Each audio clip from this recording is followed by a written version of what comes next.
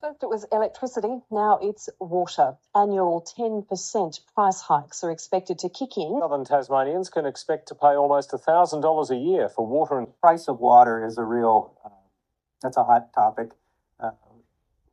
Where we stand with the price of water is it needs to be priced relative to the value received from that water. When a billionaire who built one of the India's biggest company tells you where the next fortune is hiding, you listen. Nikhil Kamath just said the next great India business won't be in tech or finance. It will be in water. Not selling it, something smarter. And the reason why reveals an uncomfortable truth about country's future. He said this: India's 4 biggest growth bets: food, nuclear, pharma and data center, all are incredibly thirsty. They are all being built in a state that are already running out of water. The water itself isn't really priced, the metering is only just started. And then the line that made people stop and think. Somewhere in that gap is a company worth building. Now we are reading it in a 2 ways, as a chilling warning about countries running dry or a billionaire spotting the next big trade. The uncomfortable truth, it's both at once. And today I want to unpack that single idea completely, because once you say it, you can't unsee it. Let's go ahead.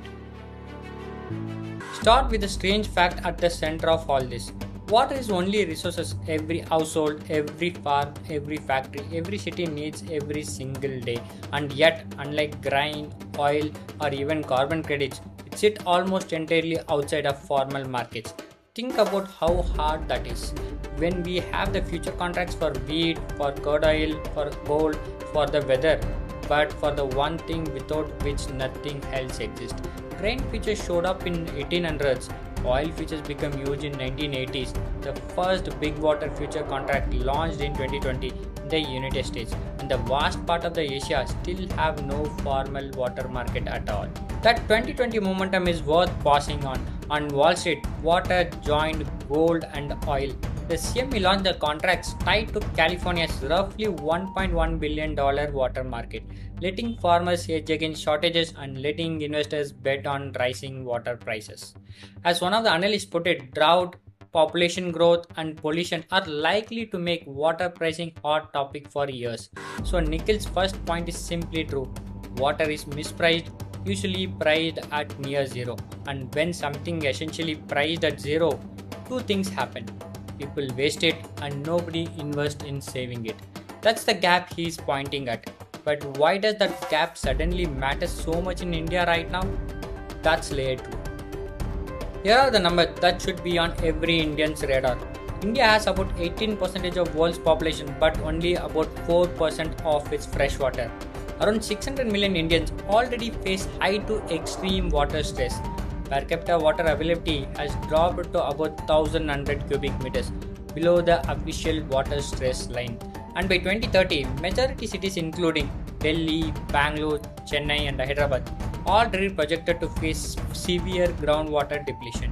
You have already seen the preview. Bangalore and Chennai have filtered with day zero. Chennai in 2019 had to move water by train, and Bangalore declared a drought year in 2023. Now Nikhil's growth bet on the top of that stressed map. Agriculture already drinking the vast majority of India's water. Nuclear power, which India plans to expand massively, needs enormous volume for cooling. Pharma is water intensive, and there is a new monster on the block: data center. This one is staggering. India generates about 20% of world's data, but holds only about 3% of global data center capacity. And that capacity is set to jump 77% by 2027, pulling in 25 to 30 billion of investment by 2030.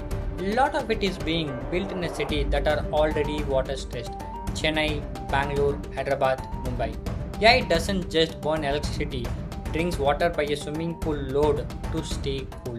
So picture it, the thirstiest industry of the future being built precisely where the water is already running out. That is the gap Nikhil says is worth the company. And here is the part that headline numbers, the macro cost, makes it undeniable. A study by the Bank for International Settlements found that the water scarcity rises, economic growth slows, investment falls, and the inflation climbs. The meaningful jump in scarcity can push consumer inflation up by 3%. Thirsty growth isn't just an environmental story, it's a GDP and inflation story. So, if pricing water fixes the waste, we should just price it right, not so fast. That's layer 3, and it's where it gets uncomfortable. Here is the trap. The moment you turn water into a market, you have to ask the most important question in this entire debate: a market for whom? Look at how differently this has gone around the world. Israel charges close to the real cost of water and become a global leader in reuse, recycling around 90% of its wastewater. Singapore, with almost no natural freshwater, engineered a model blending the recycled water. Price water properly and you unlock the conservation and serious investment. That's the optimistic case and it's real. But now the warning. Chile built a highly privatized water rights system and it was criticized for letting water access concentrate in a few hands, which led public anger and eventually forced the reform to treat water again as a public good. The lesson: pricing water alone isn't enough. Governance and regulation matter much. This is the knife edge in a country like India, where about 85% of drinking water and the most irrigation comes from the groundwater, and around roughly 2 lakh people already die each year from unsafe water. Pricing done wrongly doesn't just create a market, it can put a price tag on survival itself. A farmer in Punjab and a hyperscale data center cannot bid for the same water as equals. And there is a political reality. Across Asia, water is seen as a public good, which makes pricing it explosive and means a system that works in one river basin may completely fail in other. So company worth building just can't be a trading desk that profit from scarcity. The version that actually helps look different, and that's what you watching this should take away. What it actually means for you. Let's bring this home. When Nikhil says there is a company worth building in the gap, what is that company really is? It is most certainly not buy the water cheap and sell it. The opportunity is hinting at is the infrastructure that let us value the water before scarcity become catastrophic. Smart metering, leak detection, industrial recycling, water accounting platforms. The technology that measures, monitors and reuses. In other words, the picks and shovels of water economy, not speculation on water itself. And that reframes the whole thing for you.